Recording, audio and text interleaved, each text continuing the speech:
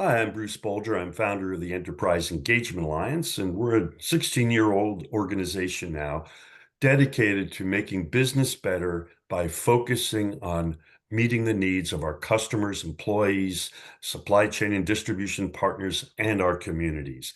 And we're dedicated to a systematic approach to managing people that includes a whole new way of deploying different types of business tactics to help harmonize the interests of everybody. And I don't think there's any more powerful tactic than meetings, getting everybody in a room. So with Jackie Baskow's help, and she is CEO and founder of Baskow Talent, and many people call her, the Queen of Las Vegas, and I think she's earned that over her many years of work here.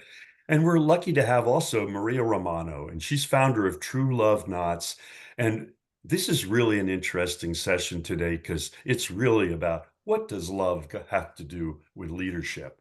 So before we proceed into our conversation, I'd just like to, as usual, thank our customers, whom we learn an awful lot from working with them, helping them achieve their business goals.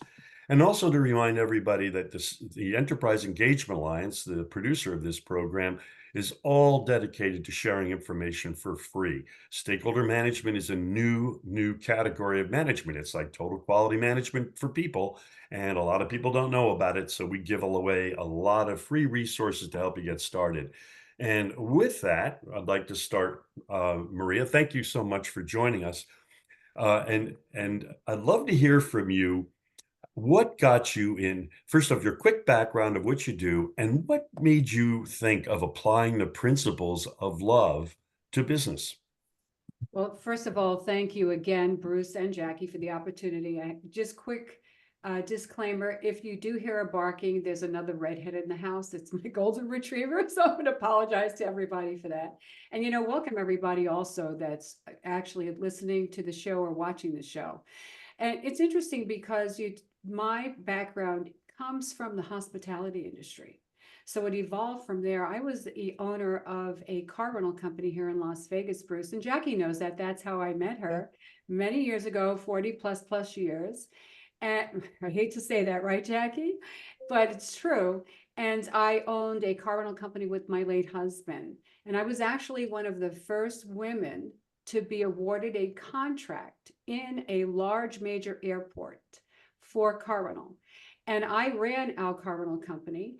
Our company actually, we generated over $17 million a year in car rental sales. And that's a lot of Congratulations. volume for car rental at an average of $132 a ticket. And the math on that is, so we actually had over 128,000 transactions a year when you think about it. And for Wow. me, hospitality and how people are, treated when they show up, and also the team member made a big difference for me. So when we sold the company, I got involved, actually becoming a minister. I want to do something easy. Who doesn't want to do that? So I actually became a minister. I started performing ceremonies, but then I realized that, what, we need a lot more empathy and love in the workplace. And that's when I started developing and branching out. I speak about people finding love again. Mostly people I deal with are over 50 and 60 and 70 after loss, just like me. But then also I realized, we have a need in the industry to really work on leadership and how we can bring teams together. Because every business, no matter what you are, we're all in the hospitality business. Oh, that's really interesting. So this really did come out of your experience handling 132,000 transactions. And then we all know of anyone who's been in a retail business that 20% of those people are going to be wonderful and just great and kind. 60% can swing either way, depending on their mood, and 20% can be downright fundamentally awful. So what are the principles? I've been married for 35 years happily, but there are many challenges that come with love. So how do we apply those principles of love, do you think, in business and leadership? Obviously, we can't confuse love with relationships because that's not what we're talking about here. But aren't we talking about what the essence of love is that can make leadership much more effective? Well, there's a couple of things. First of all, when I think of love, okay, and when you're going to turn around and transform it into the workplace, that's having respect for yourself and respect for each other. and recognizing that we're all individuals and we all need to be treated with kindness. So coming from that point of view is first of all what I look at. And second, too, I think it's important to understand communication. That's the second thing. You've been married 35 years. I was married 34 years. The biggest thing is when you're going to communicate with people and communicating in a way, and not I want to say loving, but in a way that you really the approach is it's not totalitarian, it's not dictatorship. And those are components that make a big difference when it comes to love in the workplace, is respect and how you treat people. Jackie, what made you, it seems like you can pick and choose your talent. You have a lot of different people coming to you. What attracted to you this idea, and how have people responded to this concept of love in the workplace and this of learning the spirit of love? And we're going to delve more into that in a minute, Maria, in the workplace, in leadership. Well, Maria and I, beside being friends, she's also my client. And as I started listening to some of the subjects that she was doing, I thought it was so crucial that people get the message, because most of the people go to work every day and they don't enjoy their job. I'm doing this 45 years. I love waking up in the morning. I love putting people to work. I love the interaction with customer service. I think there's a great lack of customer service because people don't love what they do. They need to embrace their job, whether it be picking up people's trash, or, being a CEO or being a secretary for somebody. Every job is important, and loving what you do every day, and having a great attitude in the morning and going to work and embracing your company and seeing what you can do to make things better and bigger and your great ideas. It's important. And Maria, that's all Maria is about, is people being happy and loving what they do every day. And I'm finding that everywhere I go, a lot of the fast food places, people like that, people not only don't love what they do, they don't even know anything about their company. They don't even look at their websites. It's crazy. Well, what I love about, no pun intended, this whole conversation is that, how can employees feel love if they're not loved?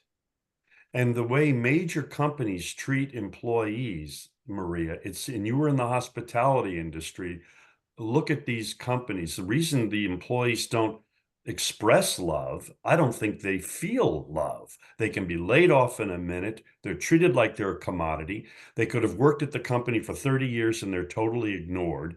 They're not viewed as an asset. Even though companies, the CEO says, "Oh, people are my number one asset," until they're not. So, Maria, how do we convince CEOs that no, this isn't just a nice thing? That because you ran a car rental company that did $17 million with 132,000 transactions. You could not have done that if you were pissing off everybody all the time. Is there an ROI to love in business? Absolutely, there is. And that's so true. It's interesting because when I was running the car rental company, I was a hell of a lot younger. And you know what? I made a lot of mistakes. I will tell you that, because we need to really learn how to cultivate ourselves as leaders. And we don't necessarily have to be running a large company. We're all leaders. When we walk out of the house, we should think about ourselves that way. It's how we're acting, what we're projecting makes a difference. And when you talk about, love in the workplace and people feeling seen and heard, that's the biggest thing. It starts from the top. So organizations really need to start with that culture of implementing love and kindness. It starts with the CEO, and the CEO also has to believe in what they're doing.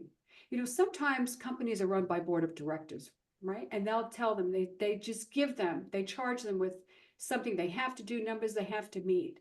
And that's what happens. And sometimes, it's unrealistic. So you need to believe in everything you're saying so that people believe in what you're doing. And it starts at that point. And then it trickles down. And it trickles down to the management and the teams that you're building. So if you take the time to listen to your teams, to make them feel that their work is valuable, like Jackie just said, somebody picking up the trash, that's valuable in an organization. They feel then what they're doing is contributing to the success of providing a product or service to their clients. Okay, so when you have a team moving effectively together and they feel seen and heard. They feel they make a difference, and clear communication. You have to really pack their parachute properly. I use that a lot. You know, if you don't pack a parachute properly and you open it up, you know what happens? You're toast, right? You know, you're going down. So if you're not giving them the tools and you're not giving them the clarity of what they're doing in the training, and that's where it starts. That starts with effective leadership, communication, proper training, and also then recognizing and making everybody feel that no matter if they're front end in front of the clients or behind the scenes, they make a difference. What they do makes a difference. So Jackie, were you going to say something? I was going to ask you something, but go What I ahead. want to say, Bruce and Maria, is that I think that people need to feel appreciated. At one point, I had 24 employees. I used to leave like little Louise Hay positive energy cards on their desk every day. I used to bring in lunch. I used to tell them, you know what? We've had a great day. Why don't you take the rest of the day off? And it didn't cost me that much money to do that. What it cost me was everybody felt good. They felt appreciated. And I think that employees need to feel appreciated and bosses need to feel appreciated. It goes both ways. Well, Maria, it seems to me that it really, as you said, it starts with the CEO, because if people don't feel loved by the CEO, it's going to, then love is going to trickle up, right? It'll just happen spontaneous because there'll be loving people, but others won't be encouraged. So doesn't it, what are the do you think the characteristics of this of successful CEO in the 21st century may be changing?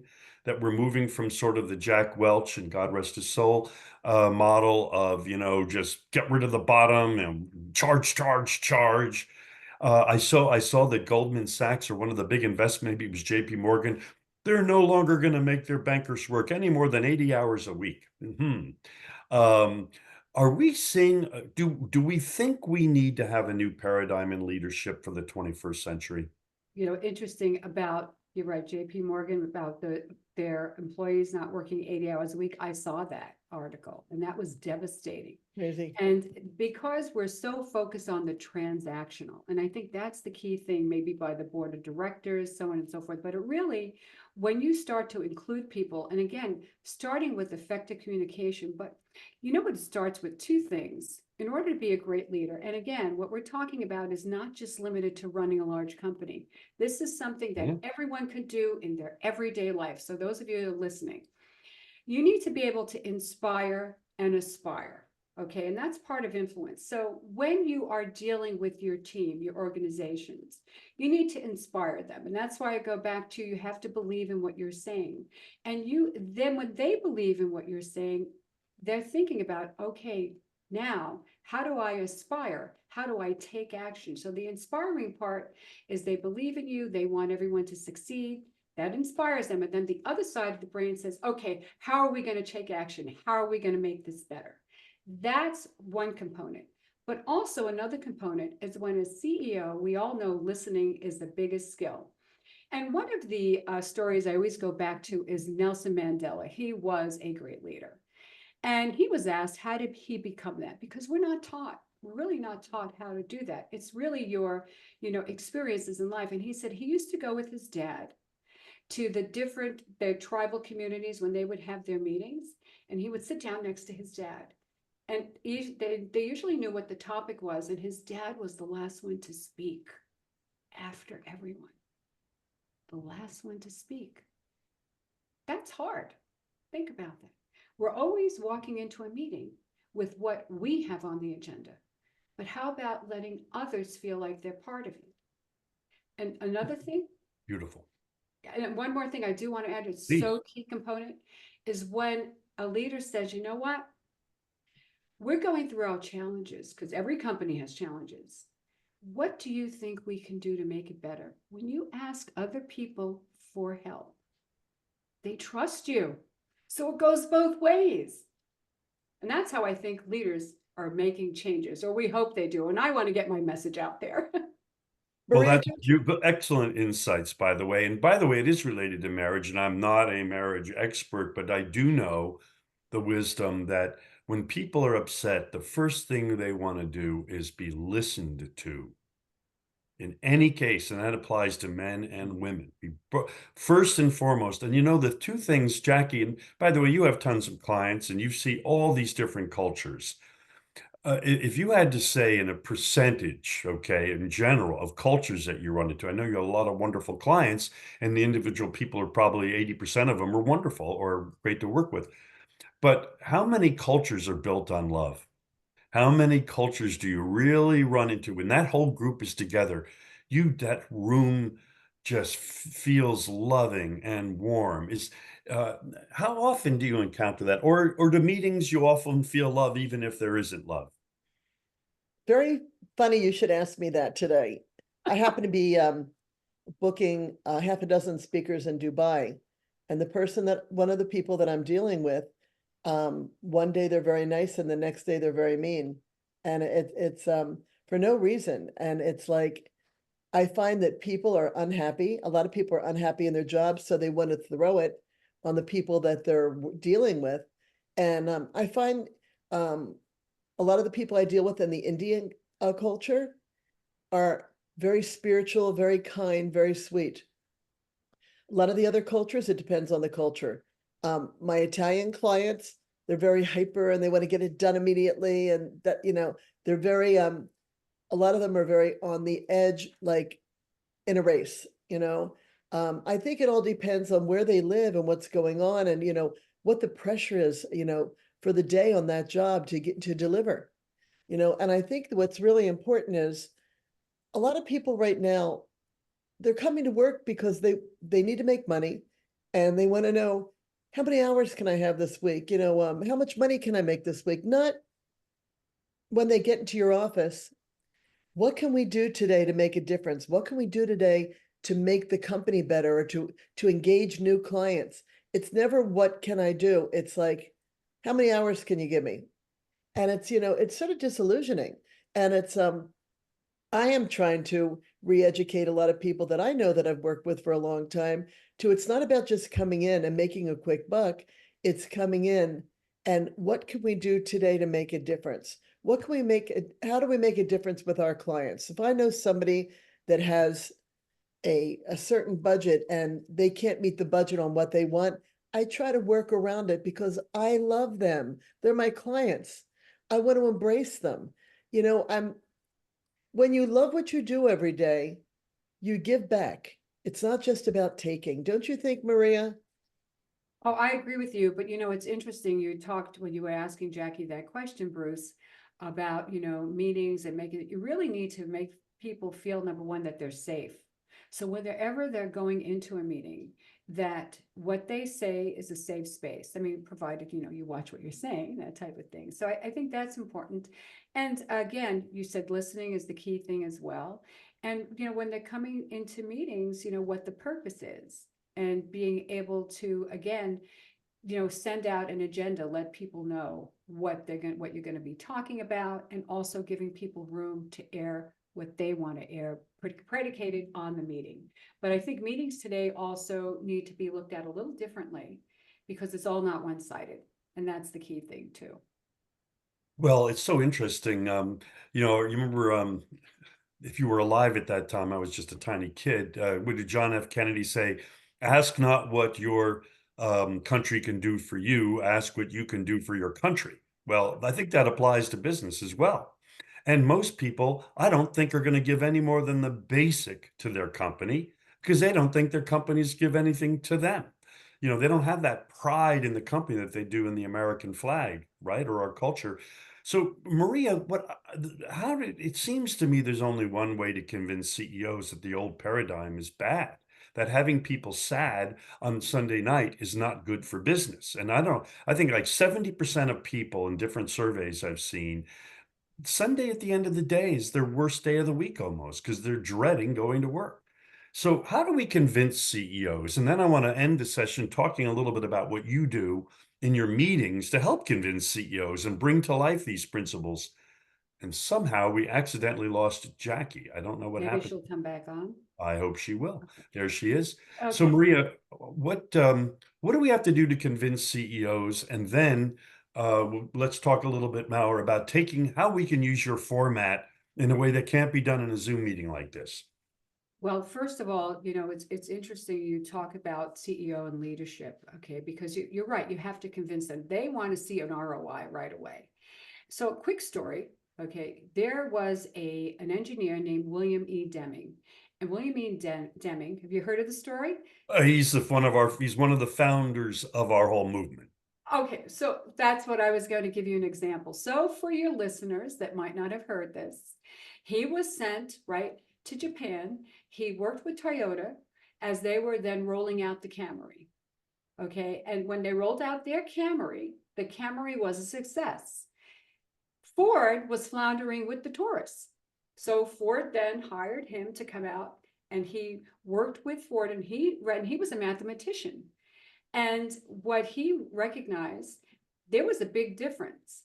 So Ford, when they would shut down their operations to improve the Taurus, they only had one person overseeing it. And over a 2-year period, it maybe shut down twice, but that head honcho had to shut down the actual production. Toyota, on the other hand, okay, allowed everybody on that assembly line to stop the assembly line to improve the product or actually then take something out, okay, from the product. So that was, they had over 300 and something times they said over 2 years. So it just shows you right there.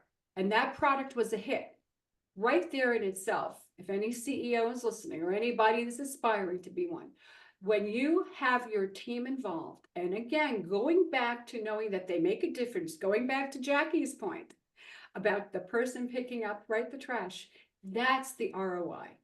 Because when you have happy teams, you're going to have a happy then product that you're delivering or service to your clients. It's all about the customer experience, right? That's what it's about. I call it the CEO. Everybody's a customer experience officer. Remember that. Well, Everybody. this is really a fun. Anyone who watches our shows or reads our stuff will laugh at this. This is not a setup, folks. I didn't know. I We really didn't call know. we call stakeholder capitalism total quality management for people. That's what Mhm. it is. So, Jackie, we're going to be you're on mute right now. We're going to be moving into our wrap up session, but I'm going to ask Maria right after I ask you. Oh, we lost her again. So until we get her back, I'm going to ask you then, Maria. Okay, she's coming back.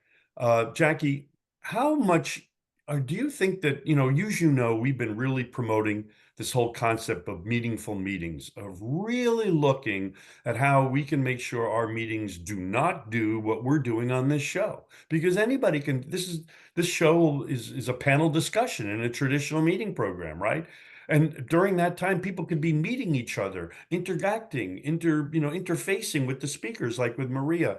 So before I give Maria the last word on how she can make her formats more personal, how receptive do you think these harried meeting planners are getting to maybe rethinking their format so that it's not, as somebody calls Sally, same as last year? Oh, did you hear me? Is your audio off? Is your sound off? Are you asking me or are you asking I Maria? was asking you how receptive clients are to this, and then Maria's going to give us her ideas. I think clients are receptive for new ideas and new things to do. Um, when it's like we were talking about on our last podcast, the same old thing. I think people need to come up with new ideas. They need to be engaging. And I think, Bruce, what you talked about, like when we talked about the roundtables, people want to be engaged. People, it's like the employees Maria was talking about. Give people something to look for each day. Maybe they go, maybe fun Fridays where there's a half-hour break where the employees have something to do. They're engaging and interacting with each other instead of being jealous of each other because one's more successful than the other. I think that personal engagement's the most important, and it falls into loving what you do every day. And loving the people you work with in of course, Absolutely. in the spirit of what I mean by that. So Maria, how can we take, the wisdom that you've shared with us today, we could do another hour, but we keep these to 30 minutes. And you've already given us some really important ideas for leadership of listening and then empowering people. Not just listening, empowering. And Jackie, one of those things they could do each day or each week is get together to solve a company problem. Or to address a new opportunity, or doing innovation meetings, or how can we recognize people better, or whatever. So Maria, though, but let's talk about meetings, the meeting format itself. If I were to hire you now for a major event, and maybe, yeah, you do your 10 or 15-minute keynote, but then how can we take that off stage and use you for the rest of the morning to really bring people? Do you have exercises? Do you have interactive ideas? What do you recommend to really bring your story to life besides a Well, book signing? first of all, you know what, you have to be just as effective in person and also in front of the camera. So I think those are two things, because we're still seeing a lot of virtual as well, or hybrids. And right, once you get off and move from that keynote, okay, what I like to do is have then breakout sessions and workshops where you're bringing actually teams in, and we actually put together a format on how to improve, first of all, your communication with each other, and also the delivery of the product or service that you're providing, because those are two things. And I like to gamify. I don't like to call it, let's have a little, let's do something together and have people interact. I think when more you have to come up with ideas, how do you gamify things? Because, you have to remember too, Bruce and Jackie, we are dealing with multi-generations. Yeah. So my attention span, right, is a lot different than somebody that's a Zoomer. Okay, completely different. So you have to be able to blend different generations together and come up with fun activations. So for example, at one of the chapels that I spoke at, that I actually gave some workshops, they put together a scavenger hunt, which then everybody in turn, we put them in teams. And of course we had to think as well as, come back together and work together. And I think that's the key thing. There's a few things you can do. You can give them different setups or challenges within their company. So if I was hired to come out and speak, I'd find out more about their company, about what they're providing in service, and come up with ideas. Hey, if you're a travel business, okay, and you're taking people on a cruise or a ship, and you're going, to so-and-so, okay, and you have challenges, what happens when there's weather issues, just things like that. So that way, then they're thinking together. And when they think together, they're bonding. When they bond together, they lead, because it's all about the interaction, not just during the workshop. It's afterwards, that when they get together and talk about what they heard, whether they liked what you said, what they didn't, and that's where the bond comes in. That's the strengthening of relationships, which, by the way, trickles down to strengthening relationships with your clients, because we can't have a business without clients. And that's key too. Well, Jack, I'm going to give you the last word in one respect. It's funny, over the years, I've hired a lot of speakers myself because I've run conferences most of my career on the side, in the industries I'm in. And one of the things I've noticed, especially with celebrities, there are different types of people. And some of them don't want to interact with the audience. They don't. They want to come in and do their 20-minute thing or hour thing. They're all out there, push, push, push. But then they just get off the stage, adios. Or I've even seen some where if they're forced to stay, they're sulky, right? So I'm sure you've seen that. They kind of have Yeah. what am I doing here, right? Do you think that there is because you book speakers, do you think that speakers also, we not only do we need a new type of CEO, but maybe the people who want to make speaking a public, a career, maybe want to relook at their paradigm, and that maybe part of the job is more handshaking than it is speaking and book signing, because that's the old model: speak, book sign. How about speak and engage? You have the last word.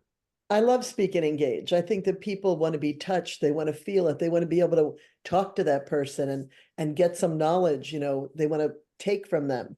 It's like a give and take relationship. I am finding, Bruce, that a lot of people want to get up, speak, like I said, I'm in the middle of booking half a dozen speakers in Dubai, and there's a lot of bells and whistles that are going along with this conference. And what's happening is the speakers are being paid a lot of money to do, multiple things, like to be on panels and be interactive, like we were talking about before. And a lot of people want to come and speak and go. and some want to be interactive. And I think that people need to be flexible. You know, people, if you want to be a speaker, you need to know what you're speaking, you're giving out knowledge and sometimes getting knowledge back from people. So you have to be flexible in this world and be more interactive. Well, we've gotten some great lessons today from both of you about leadership, the role, what we can learn from love relationships, the ROI, and I love your analogy with total quality management and Mr. Demings, who is one of my idols, and he recognized early on that none of this works without people. He just figured that out early on in the 50s, and he still isn't practiced. And so I want to thank you, Maria and Jackie. And if you need to do anything in terms of booking, you know how to talk, you know who to talk to on this show. And in terms of, I've never heard anybody focus on love in the workplace. And you know, we forgot to talk about the importance of ceremonies. Okay. So, Maria, we're going to cover that in another show. Okay. So, we're going That's to follow because she's an expert in ceremonies and how a lot of the ceremonies we do in business really are not as effective as they could be. So, Maria, that's another show. Jackie, thanks again. And Thank you, Bruce, the Bruce. show will be live next week. Thank you, Maria. Thank you.